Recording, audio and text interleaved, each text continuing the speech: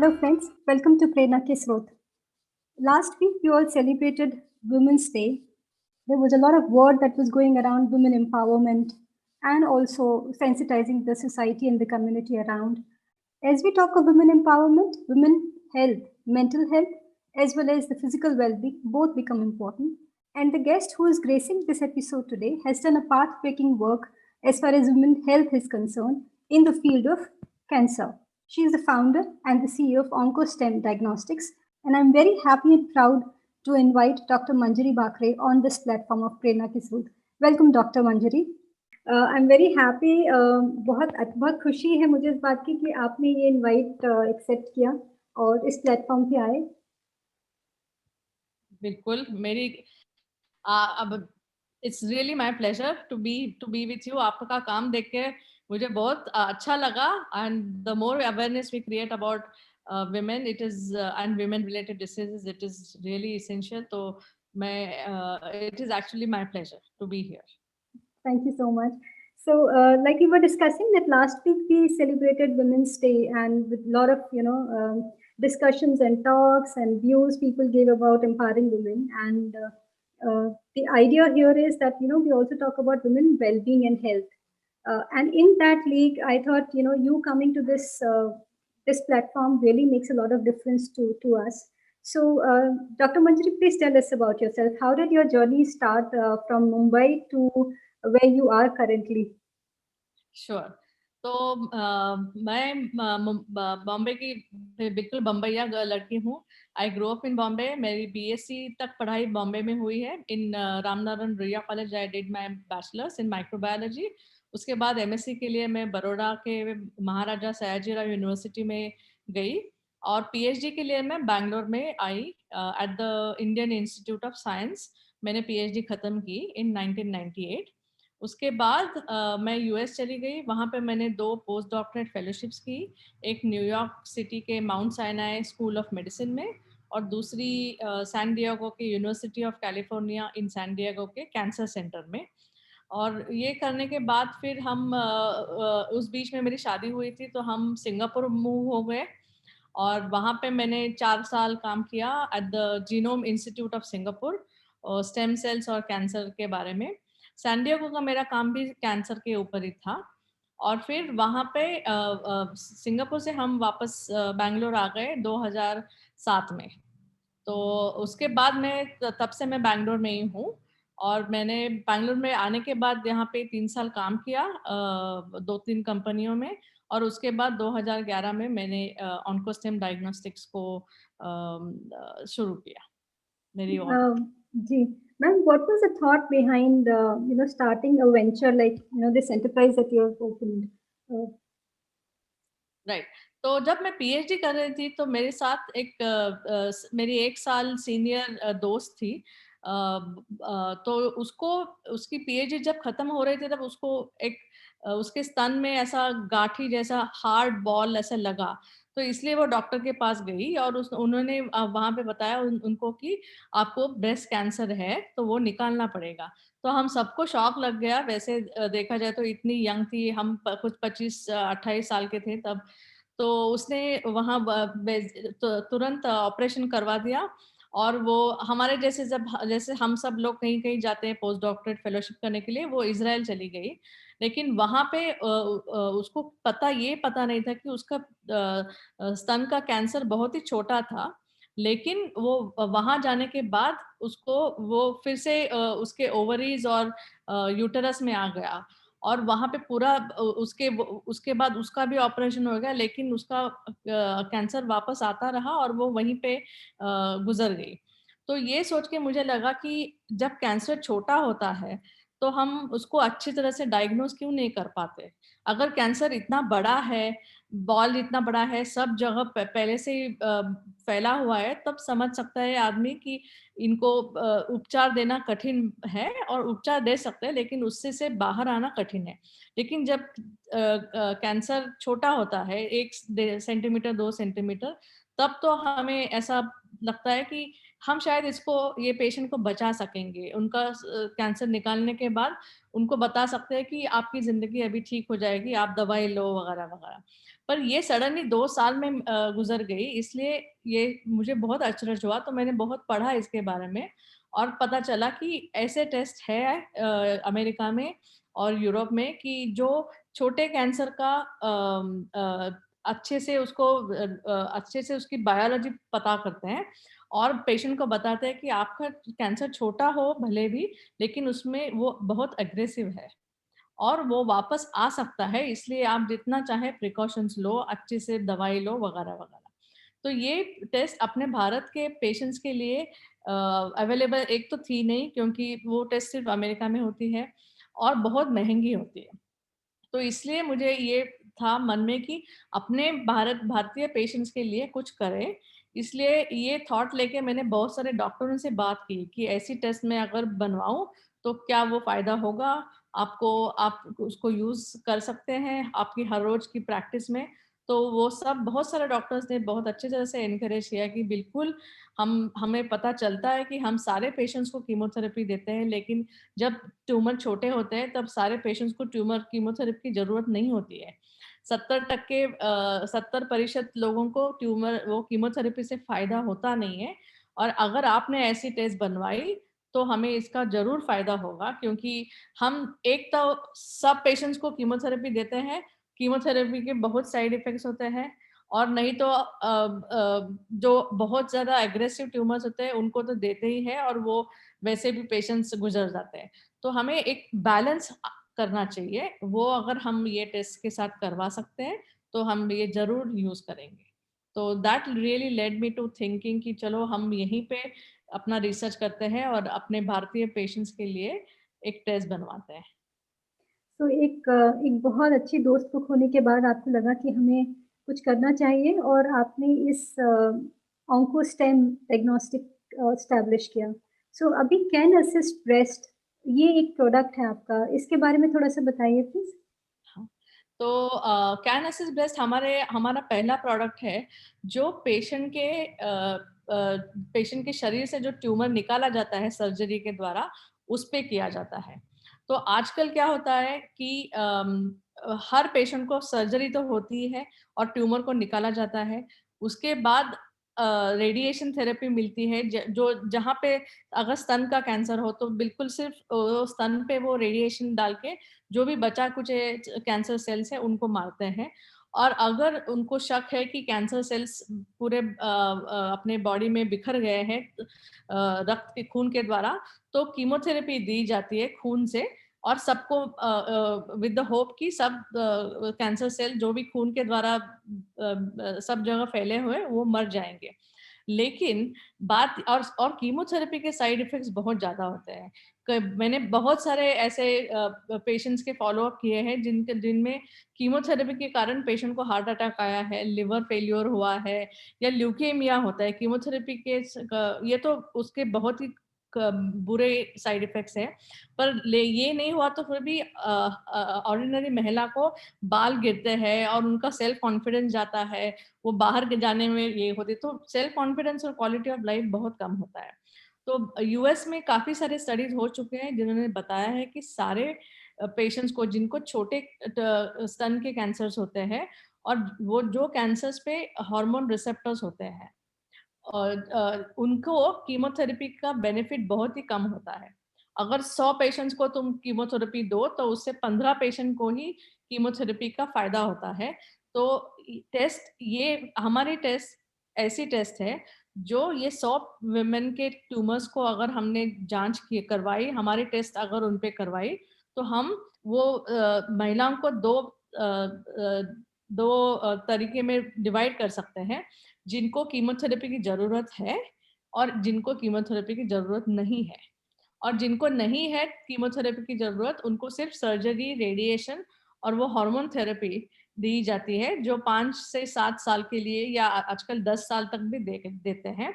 और जिन पेशेंट को कीमोथेरेपी की ज़रूरत है, उनको ज़रूरत क्यों है? क्योंकि उनका कैंसर बहुत एग्रेसिव है। वो कैंसर वापस आने की रिकरेंट है। हाँ, रिकरेंस होने की चांसेस बहुत ज़्यादा है, इसीलिए उनको कीमोथेरेपी से बेनिफिट होगा।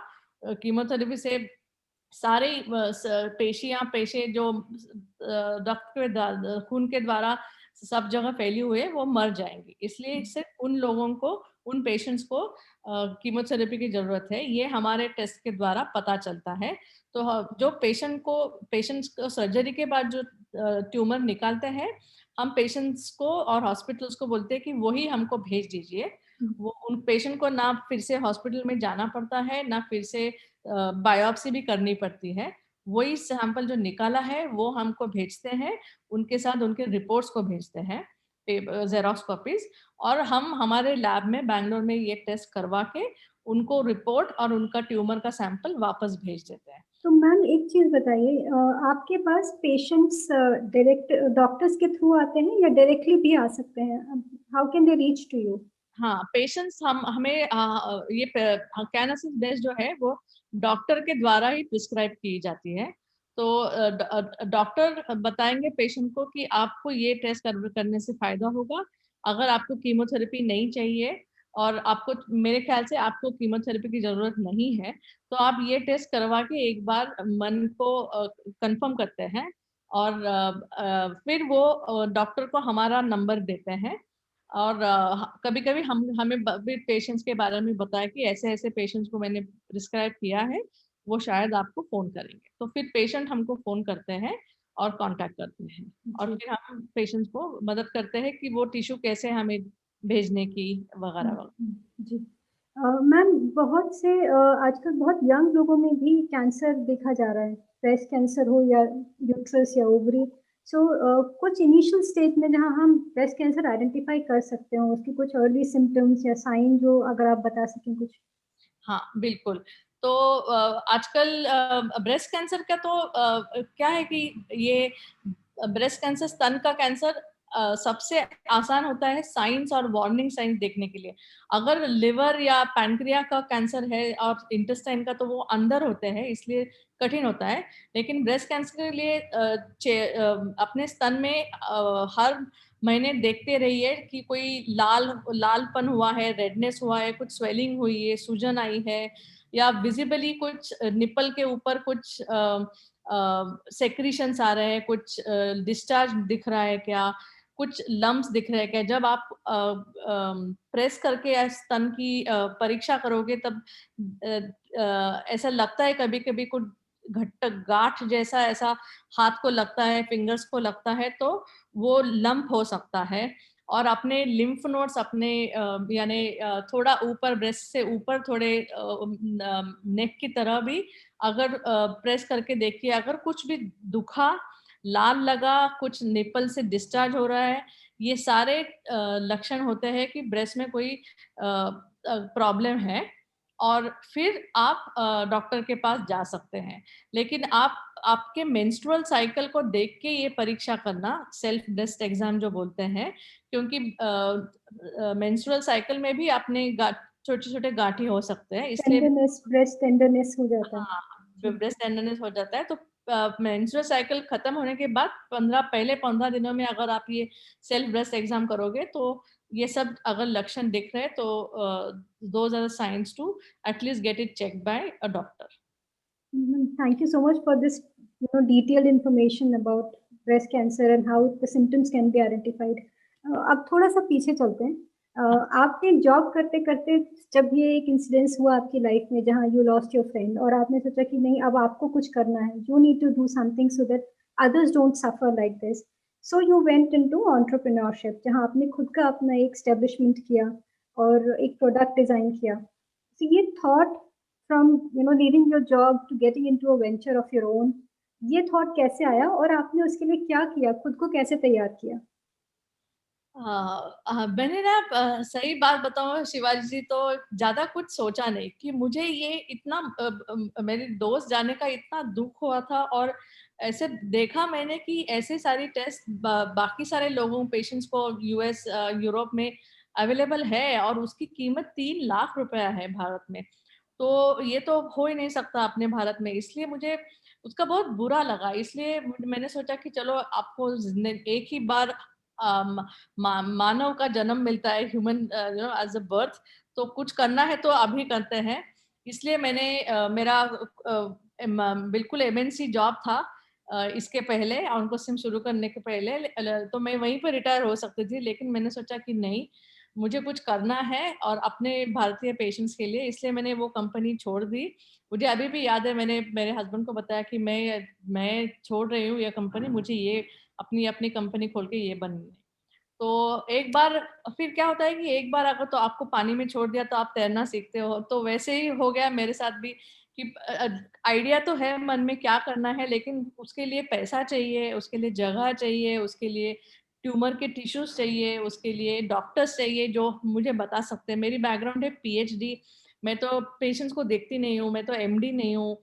तो ये सारे लोगों को फिर मैंने मिलना शुरू किया, उनसे बात करना शुरू किया कि मैं ऐसा कर रही हूँ, क्या आप मुझे मदद करोगे? क्या आप मुझे पैसा दे सकते हो? मुझे कंपनी उभारनी है।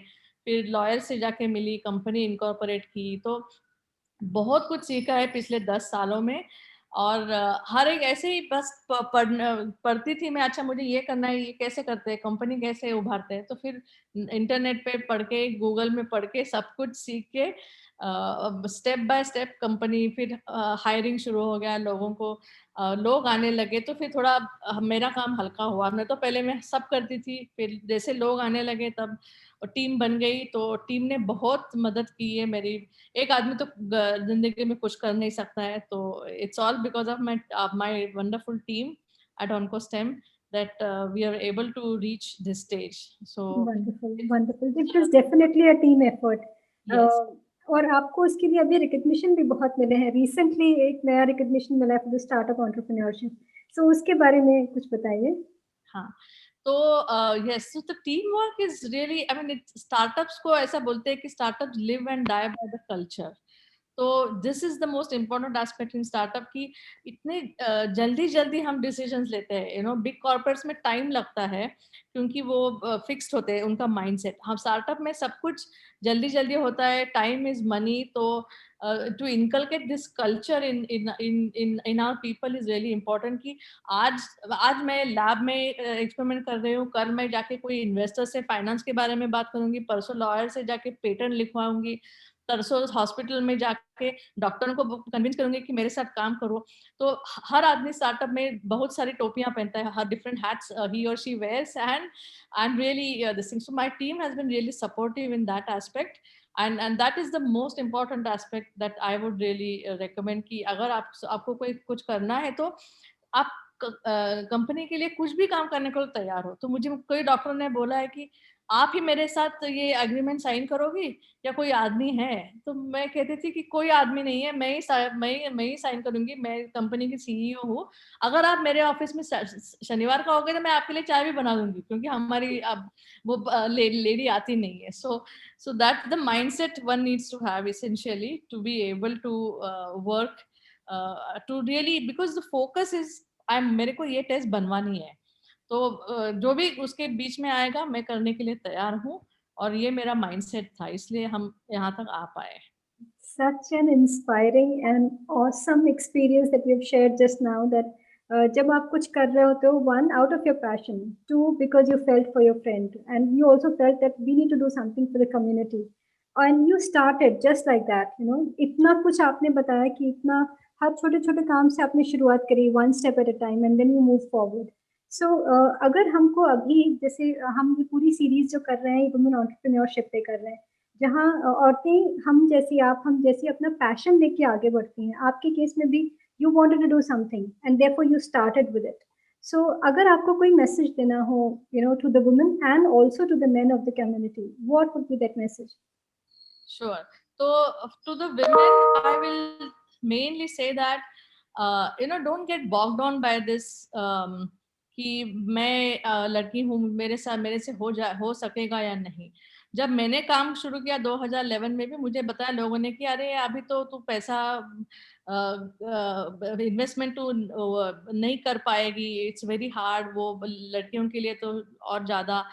तो मैंने उससे कुछ ध्यान नहीं दिया, मेरा फोकस था मुझे ये कंपनी बनवानी है। तो आप एक बार आपका मन ठान लो कि मुझे काम करना है, तो दोनों, मैं ऐसा नहीं बात बोल रही हूँ कि आप अगर सोचते हो कि मुझे काम करना है तो फैमिली को इग्नोर करो, ऐसा नहीं है। फैमिली और काम दोनों कर सकते हो। provided you are very passionate about both those aspects and you are willing to do at any cost. So that is first message is decide for yourself. अगर आपको काम नहीं करना है तो ठीक है, काम करना है तो ठीक है, दोनों करने हैं काम और फैमिली तो भी ठीक है, but just have a mindset set for you for yourself. Focus on the job is really really important, क्योंकि तभी हम एफिशिएंट बन पाते हैं. अगर हमारा फोकस हमारे काम पे नहीं है तो हम डिस्ट्रैक्ट होते हैं, क्योंकि बहुत सारे डिस्ट्रैक्शन है आजकल. तो ensure that you are focused on the job. And एक सबसे बड़ी महत्वपूर्ण बात यह है कि आप सिर्फ आप आपका मन अगर एंटरप्रेन्योरशिप में तो बहुत ओपन माइंडेड होना चाहिए कि हाँ शायद उनका भी ख्याल सही है, शायद ये बोल रहे हैं ये भी सही बोल रहे होंगे, क्योंकि ऐसा बहुत बार होता है कि हमको कुछ पता नहीं होता है. तो being open minded, being humble and being optimistic in life. When everybody tells you कि ये नहीं हो पाता है, पर इफ यू आर ऑप्टिमिस्टिक, अगर आपको लगता है कि ये हो सकता है तो ये वो बात जरूर हो जाएगी. तो be optimistic, be independent and don't fret over small petty things. You know, I always tell my team members कि be the bigger person. अगर कोई झगड़ा चल रहा है तो be the bigger person, sort it out and take the higher road, because only then you will rise in your own eyes, and that is what I call success. It's you should not judge yourself. अच्छा मेरे बारे में वो अच्छा बात करते हैं, वो अच्छा बात. That is not the point. The point is to feel that you are happy about yourself and rise in your own viewpoint. कि पिछले 10 साल में मैंने इतना कुछ सीखा है, इतने लोगों से बात की है, उनसे मैंने क्या सीखा है, और वो सब आप जब सीखोगे तो so always look out for what you can learn from others, the positive things, and just be very focused, humble, honest, and just a good human being, which is something which is not very hard. It's just day to day things, and you will really achieve what you want to. मैंने ऐसे मेरे जिंदगी में मैंने ऐसे बहुत सारे पुरुष देखे जो बहुत सारे उनके पत्नियों को, बहनों को और कजिन्स को सपोर्ट करते हैं, encourage करते हैं, including my own husband, who supported me when I said told him कि I am quitting the job. मेरे कल से मैं I'm not earning member, I'm starting a company. So he supported me right from the beginning, and then of course there is the tables turn, and now I support him. Now he is an entrepreneur and I support him. So ये होता रहता है. So I mean, while I have seen many men who are very supportive of the women, it's not always the case. So I would really encourage all the men, because they have seen the world certainly a lot more than all the women that are in their lives. So please do support a woman when she has an idea and she wants to do something, because from what I have seen, when women start taking in charge और कुछ काम करने को थाम लेते हैं, they're more often than not successful. So backing such women is really important, and not only by other women, but other men also would support ऐसे women को. It would go a long way in really securing our country for a better future. Wow, wonderful thoughts there. And I'm sure a lot of men, women, everybody will be benefited by what you have shared today. इतनी जानकारी जो आपने दी हमें, awareness जो हम इस programme के through हम लोगों तक पहुंचाना चाहते हैं, I am hoping that it reaches the right people there and it reaches to them. And I wish you, your team at OutSystem, a lot of luck and success for all your future endeavors. Thank you so much. Sure, thanks a lot. Thanks for your wise words and good wishes. Thanks a lot.